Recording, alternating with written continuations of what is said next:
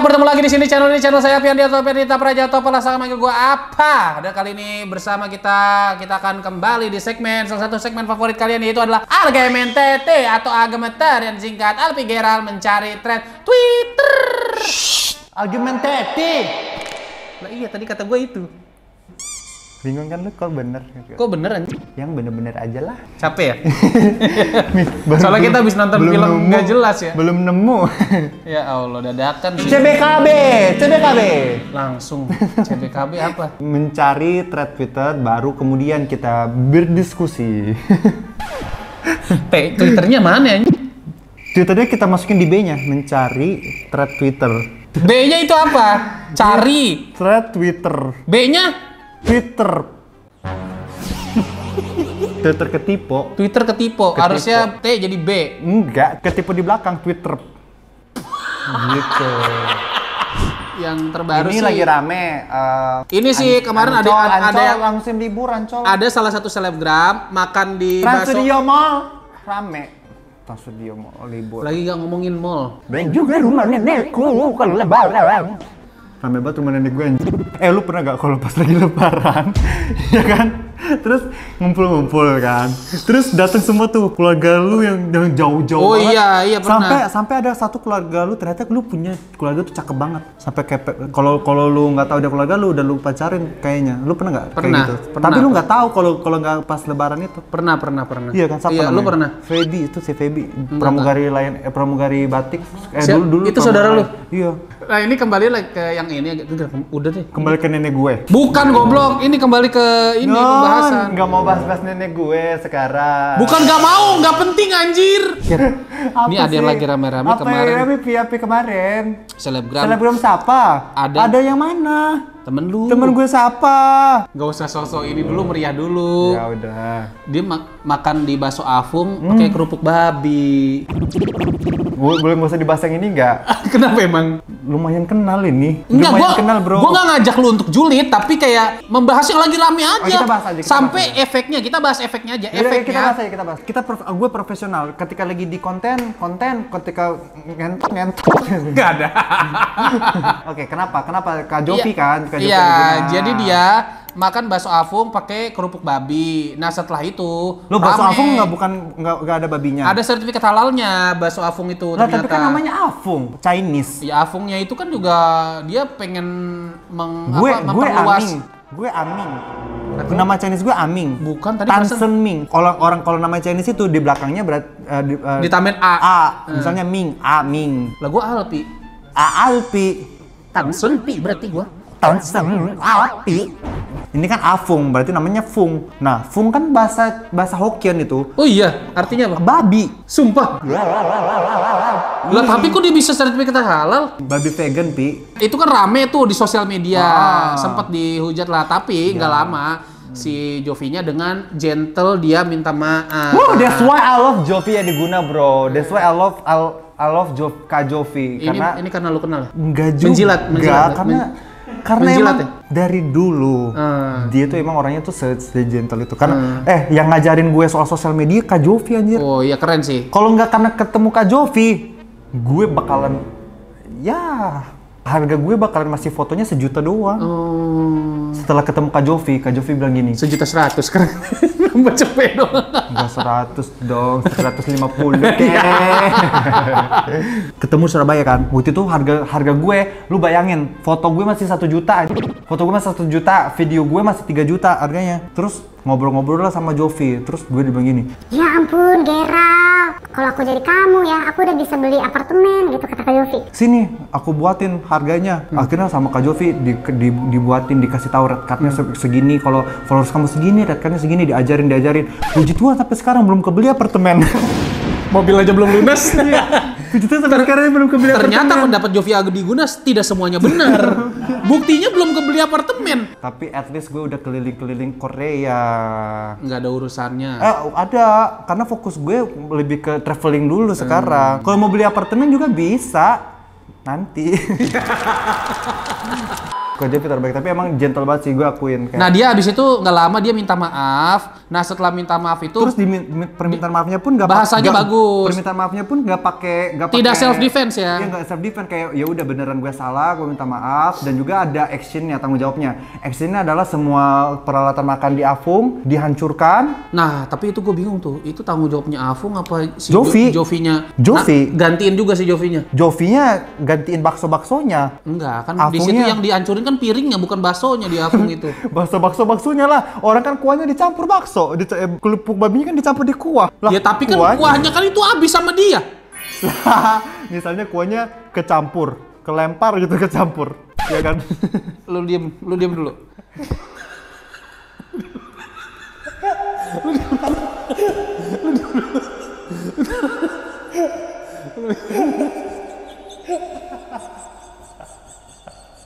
Jadi si Jovi makan bakso Afung pakai kerupuk babi. Nah, udah kelar gara-gara dia minta maaf dan juga pihak bakso Afungnya sudah mengkonfirmasi bahwa dia akan menghancurkan alat-alat makannya berupa mangkok-mangkok lah itu, sendok garpu segala macam. Nah, yang gua tanya, bagi dua.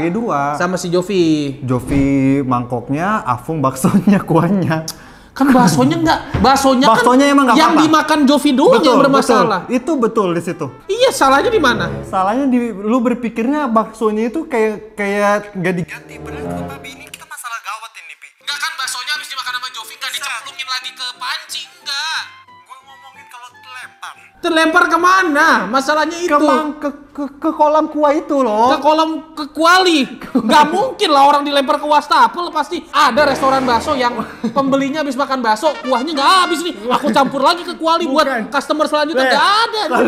Kalau itu lu dilempar. Kalau maksud gue ini kelempar kan nggak sengaja. Sebenarnya paling masuk akal udah direnov ulang. Bakso Afung paling bener diganti kayak konsep. itu kuah yang bekas kerupuk babi nggak kecipratan ke tembok kan.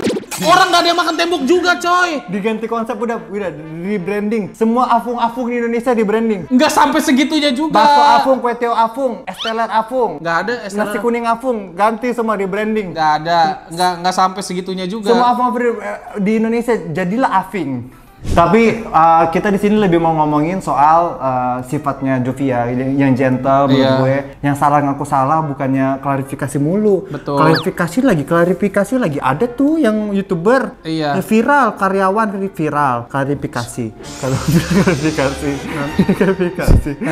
klarifikasi terus. Terlama-lama jadi YouTuber terklarifikasi. Nanti HP lu dibanting. Nih selanjutnya ada yang lagi rame baru-baru ini. Si ini ada si Marlo ngundang tamu podcast penyanyi.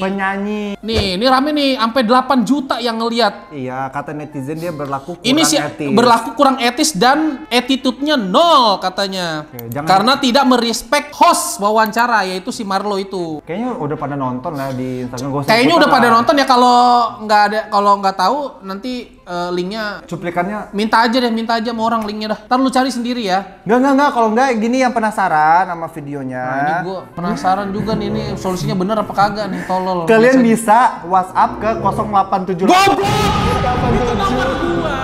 Itu nomor gua itu. Kenapa sih sampai orang itu bisa bilang attitude-nya 0? Karena bisa dilihat dari kata-kata yang dia keluarkan, ekspresi dia yang kayak nggak mau diwawancara. Terluka, menangis, tapi ku terima. Nah, sama kelihatan dari ekspresinya Marlo juga yang menanggapinya. Iya, ini. Ini yang paling parah sih, ini yang paling parah. Yang pas si Marlo tanya, kan lagi ngomong spontan, terus itu si Marlo-nya nanya, kamu emang nonton acara itu? Terus sama si artisnya diginiin, nonton. Pernah? Siapa yang bawain acaranya? Windas. Siapa yang bawain acaranya?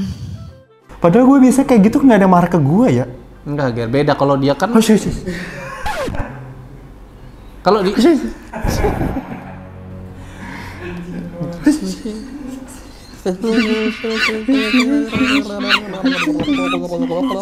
Tahu lah ya yang kita maksud siapa. Cari aja di Twitter. Sebenarnya nggak mau ngejudge, cuman kalau pendapat gue adalah yang pertama kita nggak tahu apa yang terjadi di balik layar. Betul, kita nggak tahu apakah si artisnya udah bete duluan, Iya. ataukah apakah terjadi miskomunikasi antara Betul. pihak manajemen dan pihak bla bla bla bla. Apakah terjadi, iya benar, miskomunikasi kan juga macam-macam ya. Apakah ada pertanyaan yang seharusnya nggak ditanyakan? Iya. Itu juga bisa. Si Tapi Alpi juga kalau misalnya lagi bete, syuting nggak mau syuting dia nih. Oh, gua mah si mau paling mulu. nggak profesional dia nih. Mau Alpi. mulu gua mah syuting. Si paling nggak profesional, misalnya lagi syuting anjing digapok pakai balok kayu, marah ngambek. Siapa yang nggak marah coba?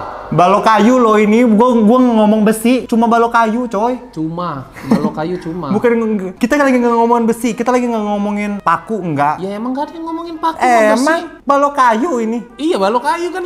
Konteksnya Siapa yang balok kayu. mau?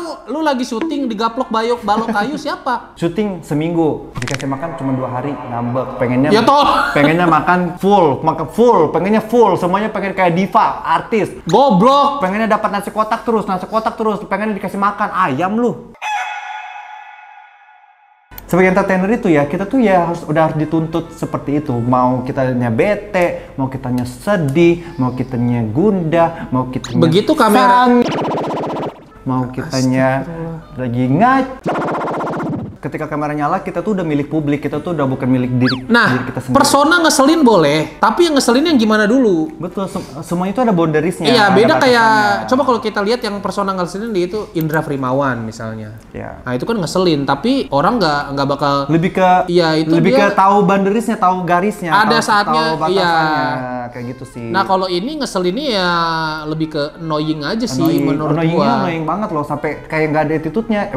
Marlo biasanya si Marlo ini biasa nanggepin asik dan nanggepin bintang tamu yang nyeleneh, dia tanggepin dengan nyeleneh juga. Iya. Tapi ini tuh sudah sampai di tahap sampai dia nyebut astagfirullahaladzim. iya, gitu. sampai videonya juga di take down. Iya, terus kayak bayangin lu ngomong di podcast, kaki lu ngangkat satu, kayak kecuali ini podcastnya si siapa ya, temen lu yang Pras Teguh, Iya. podcast warung kopi ya Iya. udah ya, kaki ngangkat satu. Ini enggak anjing, podcast kaki ngangkat satu anjing. Kayak Nah, katanya tapi kalau itu katanya dia mens. Tapi tetap- banyak juga replyannya gue mens nggak ngampe ngangkat satu. enggak sih, kayak- enggak masuk akal, Iya.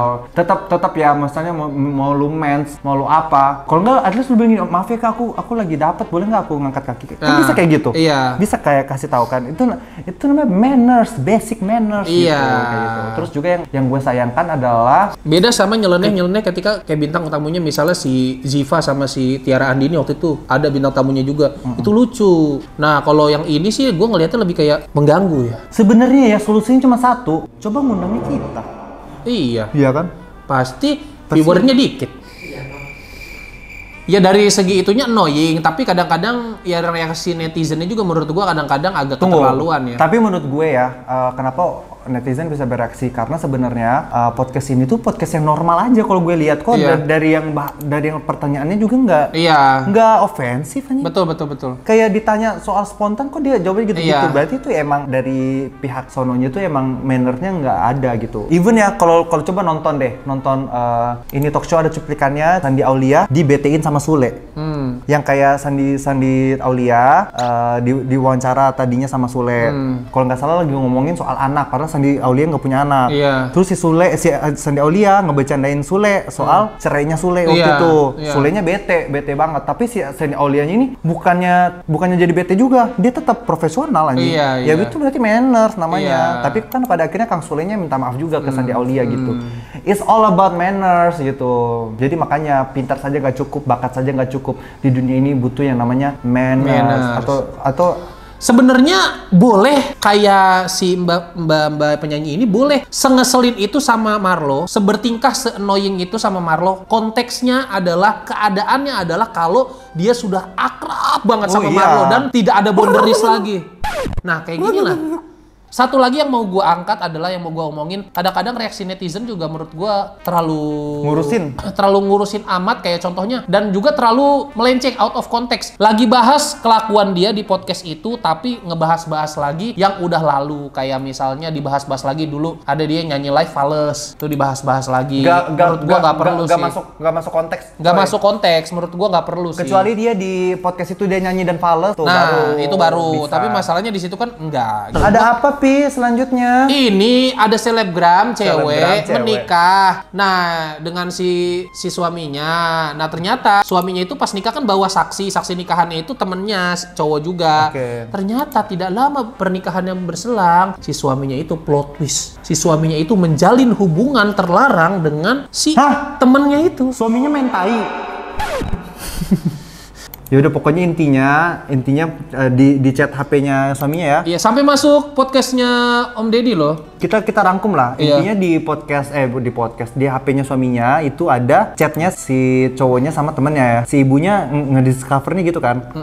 Enggak gini, sebelum nikah tuh masa yang kayak gitu tuh nggak kelihatan sih tanda-tandanya. Paling nggak lu Sebenarnya ini ya. paling nggak kalau lu nggak tahu ke teman-temannya lah ya. Bisa Kan juga. siapa tahu dia nggak terbuka juga sama teman-temannya. Iya sih. Cuman kan maksudnya kayak ini tuh dia kan dekatnya udah dari sebelum mereka nikah. Harusnya kan di situ juga udah red flag-nya di situ. Ya kalau dari gue tuh kayak nggak pengen ngomong lebih lanjut soalnya kan bingung nanggepinnya. Nah, di podcast Deddy Corbuzier juga, dia si cewek ini bilang, si istrinya bilang, dia sampai memergoki mereka berdua nih punya gantungan kunci yang sama. Aduh. Oh ini Aduh, gantungan kunci couple. Couple-couplean gitu ya? Iya. Kalau ini udah fix. Kalau sampai chat mesra doang tuh kadang-kadang bercanda tuh. Gua sama Gerald juga masih kadang-kadang.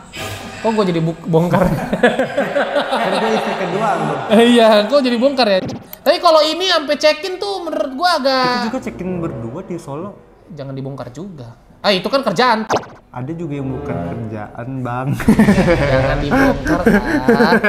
Ya, iya, maksudnya gitu kan. Ini kalau udah check-in sih udah fix. Ya sih. Nggak mungkin dong di hotel check-in berdua mau ngapain? Ayo. Main ludo kan nggak mungkin. Nggak mungkin. Ya nggak mungkin dong. Pasti kegiatan di dalam hotel ketika dua pria bersama dan dia juga selingkuh adalah mengeksplorasi gua. Mengeksplorasi gua. Eksplorasi gua gitu. Kalau nggak memerah susu. Waduh, apa yang diperah kalau laki-laki? Susu bawah. Kasusnya masih berlanjut ya, kita tungguin aja update-nya. Yang jelas ini rame banget. Terbukti atau enggak, ya gitu ya. Dan buat para kaum pelangi, janganlah dinikahin ya wanita kalau ini ya. Iya, Kalau nggak cinta ya kasihan coy. kasihan. Lu cuma ngikutin belakangan gua lu. Gua lu. Gua boleh beli kani. Ini. Ikutin gua doang. Iya, maksudnya ya udahlah, ntar kita lihat aja ini gimana kelanjutannya. Kalian coba tulis pengalaman kalian kalau ada yang pernah diselingkuhi tetapi bukan sama yang lebih cantik, Iya. tapi sama yang lebih ganteng. Iya, kalian tulis deh. Atau yang sebaliknya, cowok misalnya pernah diselingkuhin sama ceweknya, tapi ternyata diselingkuhinnya sama yang Lebih cantik, cantik juga, Enggak, gitu. sama yang mirip cowok. Oh iya, kalau itu juga Atau yang ada. lebih cantik Ada yang gitu. cantik, oke. Coba tulis di kolom komentar di bawah. Iya, terus gue jadi mengingat kepada MV-nya K-Will. Jadi kalau kalian ini persis banget. Kalian coba lihat MV-nya K-Will Please Don't. Nah, itu dulu gue waktu nonton MV itu kayak Sama kalian please streaming juga Yura Yunita lihatlah lebih dekat. Emang gak nyambung, tetapi gue pengen viewsnya lebih banyak. Teh Yura. Iya. Ke selanjutnya ini terakhir. Terakhir, ada Nih, apa? ada kasus pecelelean salah satu UKM pencinta alam. Ini lagi rame banget, 4,2 M views-nya, bro. Tweet ini gue buat karena sampai sekarang organisasi tersebut baru memberikan hak korban sepenuhnya. Kejadiannya dari tahun 2020. Jangan kayak kuis. Tapi berlanjut dengan korban yang beda karena organisasi gak bisa tegas terhadap pelaku. Oke. Saya mau ceritakan kebusukan salah satu organisasi pecinta alam di kampus saya yang pernah saya ikuti. Organisasi yang selama ini menutupi kasus pecel lele hanya demi menjaga reputasinya. Oke, ini ceritanya. Disclaimer, saya speak up tentang ini karena sampai sekarang mereka tidak kunjung mempublish press release terkait kasus ini, sekaligus mempublish surat pemecatan pelaku yang sudah kami minta sejak lama. Ini chat saya dengan ketua di tanggal 15 Juni. Oh, jadi ini intinya dia ingin press release-nya cepet dipublish ya. Iya. Tapi sama mereka cuma sabar, masih proses nanti terus kayak Oh, nggak dipecat-pecat gitu ya? sabar dulu. Bukan, press release-nya nggak dipublish gitu. Selanjutnya ini chat saya dengan dewan yang mengawas kepengurusan hari ini. Tapi aku masih nggak mau berhenti sebelum dapat hakku sepenuhnya dari Bla bla bla bla. udah disebar kok. Janjinya udah disebar. Janjinya kayak pelakunya tuh udah disebar luaskan. Iya. Tetapi buktinya nggak ada. Kenapa nggak di IG? Kan aku mintanya di IG. Pokoknya gitu. Kejadian saya alami terjadi di tahun 2021 saat saya sedang tertidur di sekretariat organisasi. Saya terbangun karena merasa ada yang meraba-raba salah satu bagian tubuh saya. Saat saya menengok ke belakang, ternyata itu F. Si pelaku. Fahri. Jangan sembarangan, ini aja dia nggak nulis pelakunya namanya siapa. Apalagi kalau bukan Fahri. Fahri, Farel, Ya kan bisa macam-macam. Fuad kan bisa. Fuad, Firaun, Firaun lah, Firaun. Vintage, Kita vintage. sebut aja Firaun. Vintage, gimana? V itu goblok. Yep, F dan V digabung 2. F dulu tapi baru V. F. Urat pinggang gua ketarik. Tolol banget. Buruan cepet. Lu yang lama-lamain. Bego. Cepet syuting, cepet kelar anjing. Lu yang lama-lamain bego, buruan. Di situ dia tersenyum lalu pergi. Saya tidak berani teriak sama sekali. Akhirnya saya memberitahu teman saya yang saat itu juga sedang ada di sekretariat tapi di ruang lain lewat chat. Saya tidak berani bicara secara langsung saat itu. Saat itu pelaku posisinya sedang menjabat sebagai ketua. Awalnya saya takut, tidak ada yang percaya dengan saya. Namun, untungnya teman saya percaya lalu membawa saya ke kos yang menjabat sebagai Dewan Kehormatan saat itu. Tahun 2021 pelaku diangkat menjadi ketua di organisasi tersebut. Meskipun Dewan Kehormatan bertugas mengawasi pengurus sudah tahu kebejatan dia, namun pelaku masih bisa diangkat menjadi Dewan Kehormatan. Respon dari Dewan Kehormatan saat itu kurang baik. Saya hanya diminta untuk menjaga agar tidak kejadian serupa lagi. Goblok. Hah? Cuman kayak habis dicolek-colek nih, habis diraba-raba, dipencet-pencet, terus lapor, terus dibilang kayak udah kamu jaga diri ya biar itu nggak terjadi lagi. Lah goblok banget ya. Goblok banget. Asli deh. Sempat dibilang juga kalau pelaku akan diberi sanksi, tapi entah sanksi apa yang diberi. Sampai-sampai si pelaku masih bisa bercanda-bercanda bebas, bahkan melontarkan candaan-candaan seks sesukanya. Kayak gua ya. Iya. Tapi kan lu bukan pelaku. Mana lu tahu? Hah? Lanjut. Saya tidak boleh cerita ke teman seangkatan saya dari organisasi tersebut atau ke siapapun. Kasusnya ditutupi. Bahkan di internal sendiri, saat itu tidak ada anggota lain yang tahu selain saya, teman yang mengantar saya, dan Dewan Kehormatan. Pernah saya ketahuan curhat ke teman seangkatan saya di organisasi tersebut. Saya ditegur, kepala saya dipukulkan ke lantai. Enggak ditinju. Pernah saya ketahuan curhat ke teman seangkatan saya di organisasi itu. Terus saya malah ditegur, dia malah ditegur. Di situ posisi saya serba salah. Di organisasi tidak ada yang support, tidak ditindak lanjut pun. Namun di sisi lain saya disuruh bungkam juga, sementara pelaku masih bebas berkeliaran. Gue tuh paling sebel ya kalau pelaku pecel lele ini masih karena bebas orang-orang kayak gini akan berkeliaran. terus melakukan aksinya sampai dia ketangkap gitu. Iya. Dari kasus yang saya alami, di situ saya baru tahu ternyata saya bukan korban pertama dan saya juga bukan orang pertama yang mengadukan kasus ini. Ternyata teman saya seangkatan pernah juga mengalami hal yang serupa dengan pelaku yang sama di sekretariat juga, tempat yang sama. Tapi bedanya dia mengalami itu di 2020. Setahun sebelum kejadian saya. Saya nggak paham apa yang ada di pikiran mereka untuk terus kayak ditutupi kasusnya tersebut. Sampai itu terjadi berulang kali. Bener, kalau kasus kayak gini tuh akan terus terjadi berulang. Betul. Sampai pelakunya tuh bener viral, di shutdown gitu. Iya. Sampai akhirnya saya di titik mulai cuek dengan apa yang saya alami karena dari lingkungan juga udah acuh nggak acuh gitu. Bahkan saya masih bisa berbicara santai dengan pelaku. Tapi ternyata saya belum sembuh sepenuhnya. Emosi saya masih naik turun. Saat saya sedang emosi mengingat kejadian itu, saya beberapa kali menyinggol pelaku di manifest kampus sebagai peringatan dari yang menyebutkan identitas secara samar hingga menyebutkan identitas full di sosmed. Saya lakukan itu karena saya merasa tidak adil. Pelaku masih bisa hidup tenang sementara saya kayak nggak tenang. Iya. Di tahun 2022 teman saya juga ternyata ada korban lagi nih. Memberanikan diri cerita ke senior yang lebih tua dari Dewan Kehormatan yang menjabat saat itu karena sudah sangat geram terhadap sikap organisasinya yang tidak bisa tegas. Senior itu bilang akan memberikan sanksi terhadap pelaku, tapi sampai saat ini belum selesai. Ini forward yang dikirim teman saya di grup angkatan tanggal 23 April. Tolong di-keep dan gak usah diumbar apalagi ke orang angkatanmu. Semisal itu bener, oke lah, mungkin itu di luar sepengetahuanku. Tapi tolong 3 orang yang kamu bilang korban tadi disuruh keep dulu, jangan speak up mau jangan speak up di luar, biar mas sendiri yang ngurus. Apaan sih?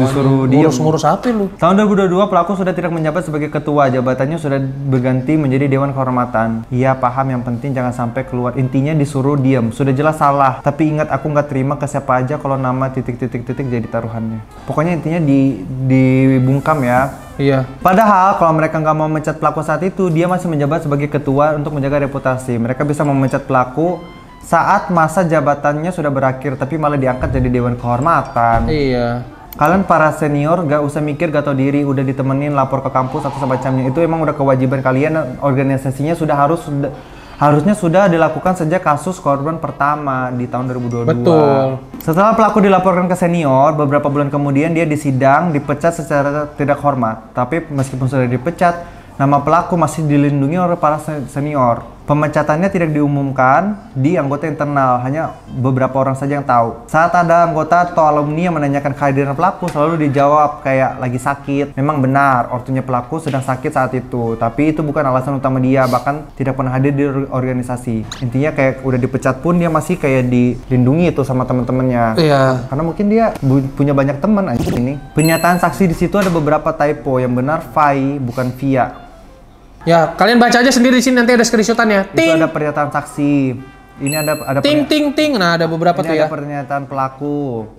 Setelah pelaku disidang, kami para korban diberikan surat pemanggilan di tahun yang sama, 2022. Kami dijelaskan bahwa pelaku sudah dipecat secara tidak hormat dan organisasi akan memberikan pendampingan psikiater kepada para korban. Namun itu hanya omongan, karena setelah itu tidak ada monitoring sama sekali terhadap psikis korban. Hingga akhirnya di tahun ini, 2023, saya emosi lagi dan memutuskan untuk pergi ke psikiater. Selama emosi saya yang tidak stabil itu, saya tantrum di berbagai medsos, terutama manifest kampus. Akhirnya senior mulai melakukan pendampingan kembali kasus yang tadi. Yang membuat saya marah hingga hari ini, 1. Pelaku tidak diberikan sanksi yang setimpal dari organisasi seperti yang dijanjikan sebelumnya, hanya dipecat, yang mana itu bukan sanksi yang membuat jerah. 2. Organisasi tidak bisa tegas dan cenderung seperti tidak punya pendirian karena keputusan-keputusan yang diambil hasil ACC dari alumni. Saya juga baru sadar mengapa waktu itu mereka nggak mau ngangkat kasusnya ke kampus, karena mereka konsul ke salah satu alumni dan alumni tersebut tidak ingin kasusnya hingga keluar dari organisasi. Bahkan mereka menolak upload press release karena alumni tidak menyetujuinya. Urusannya apa nih? Alumni udah nggak kuliah. Padahal korban sebenarnya hanya butuh permintaan maaf. Tidak hanya dari pelaku, tapi dari organisasi tersebut dan orang-orang yang terlibat. Kalau tentang pembayaran psikiater dan lain-lain itu kan janji dari kalian setelah pelaku disidang. Meskipun janjinya cuma sebatas omongan dan kami nggak pernah nuntutin itu ke kalian, menagih pun nggak pernah. Karena yang kami butuhkan sebenarnya cuma sikap gentle. Kalian sebagai organisasi yang katanya sangar. Wih, ada ininya. Ada clue-nya organisasi yang sangar. Apa tuh organisasi yang sangar? Kasusnya udah ditindaklanjuti oleh Satgas dari bulan lalu dan sedang menunggu kebijakan dari kampus. Ketuanya cemen, pertemanan IG dihapus. Udah gitu akunnya di private. Mau gimana lagi, emang rasa kemanusiaannya udah nol. Ini ada chat lagi. Intinya, kamu belum puas dengan thread-threadsmu tanpa harus minta maaf, bukannya harusnya kamu udah puas? Sumpah demi Allah aku nggak terima. Gak terima bukan karena kamu udah nge-publish jauh ini. Aku nggak terima kalau pikiran kamu masih belum kebuka. Jadi apanya sih? Dia tuh pengennya si pelaku tuh ya udah aja loh. Ini kan udah dipecat juga. Iya. Tapi dari si pelaku nggak bisa. Aku tuh maunya dari si korban. Semua orang tahu gitu. Aku tuh maunya semua orang tahu dia pelakunya gitu. Karena kan selama ini dia cuma ditutup-tutupi gitu dari pihak korban. Pelaku nggak pantas menerima semua privilege di muka bumi ini, anjir. Menurut gue kayak pelaku itu harusnya dipublish ya, biar orang-orang tuh tahu dan bisa menghindar sih. Karena pelaku seksual tuh kayak nggak bisa sembuh sih, akan terus melakukan itu. Betul. Sih. Menurut gue orang-orang itu juga nggak layak untuk mendapatkan fasilitas-fasilitas orang-orang yang seumumnya dapat. Misalnya visa ekspres, ya paspor ekspres. Misalnya drive-thru. Kalau pernah lu suruh melata tuh drive-thru. Kalau enggak harusnya dihukum seumur hidup, tidak boleh masuk Indomaret. Susah banget itu hidupnya pasti. Betul sih. Harus beli-beli di warung-warung Madura dia kalau mau beli sabun ke warung Madura. Nyari dulu warung Madura. Agak ribet sih memang. Iya kan? Dan juga mungkin setiap lebaran selain cium tangan orang tua, mencium kobra juga. Mencium kobra. Iya, itu hukuman yang setimpal menurut gua ya. Iya, betul. Dan buat para korban juga ya, semoga mendapat keadilan yang diidam-idamkan. Iya, betul. Itu aja sih. Oke, terima kasih buat yang nonton Algementeti. Silahkan terus di kolom komentar pendapat-pendapat kalian tentang beberapa topik yang kita bicarakan. Jangan lupa terus nonton Algementeti dan juga ADC ada di channel Geralditan. Dan sampai ketemu di video selanjutnya. Bye!